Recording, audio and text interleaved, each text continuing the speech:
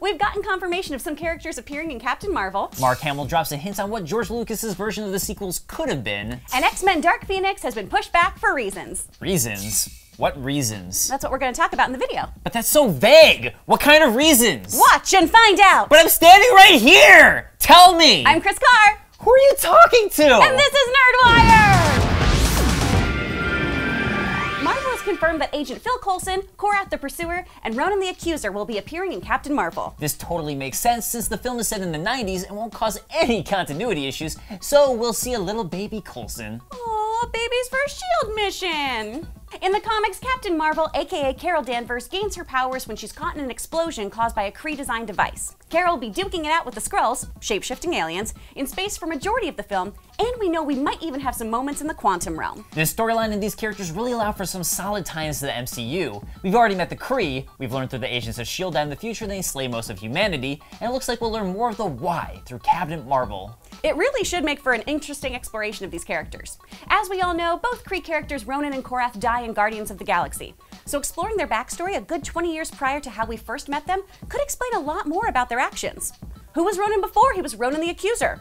Ronan the even-keeled? Ronan the, girl, I can loan you a sweet-ass Kree suit. What I'm way more interested in is seeing Coulson. Obviously this takes place before his death, but it has been confirmed that Captain Marvel will appear in Avengers 4 in the present day working without existing heroes. We know that Coulson is alive and well, but none of the Avengers do. Oh man, Tony is gonna lose his shit. Steve's not going to be mad, he's just going to be disappointed. Do you think 90s Phil rocked a mullet? God, I hope so. In news of a Star War that could have been, but never will be. That's the saddest Star War. Unless it's a good thing, then it's the best Star War. Well, you can choose for yourself. During an interview with IGN, Mark Hamill revealed a few details on what George Lucas's version of episodes 7 to 9 could have been. Jar Binks begins a tyranny over Naboo, following in the footsteps of the lost leader he himself voted for, Palpatine, and enslaves all Gungans, where they import porgs as their main delicacy? Yeah, that's it! How did you know? I use the Force to read your mind. Oh, no. That was my version of a Star War.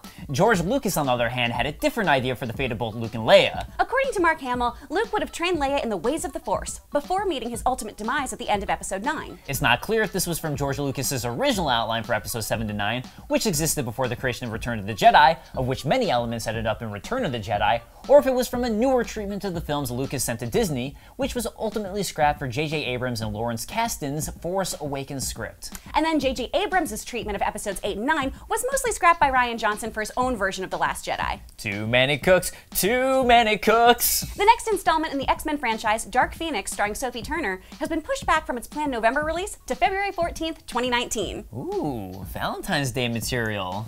Don't do that. Well, this announcement also came with the news that the film The New Mutants will also be getting pushed back to August of 2019.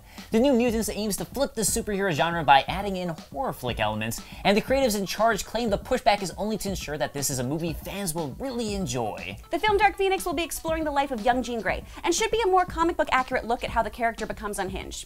Again, delays claim to be based around giving fans the X-Men movie they deserve. Said director Simon Kinberg, I think we took our eye off what has always been the bedrock of the franchise, which is these characters. It became about global destruction and visual effects over emotion and character. One of the things I went into Dark Phoenix wanting to do is obviously focus on the characters and give them real emotions to play, and come up with a theme that would make it feel relevant and necessary in today's world. Whatever. I'm glad the movie's pushed back. Pull it full stop. I hate Jean Grey. She has no personality. The Phoenix Bond is the only compelling thing ever written for her. Her death is the only interesting thing about her, and she never stays dead because Marvel just loves cranking it to their own Jean Grey snuff porn.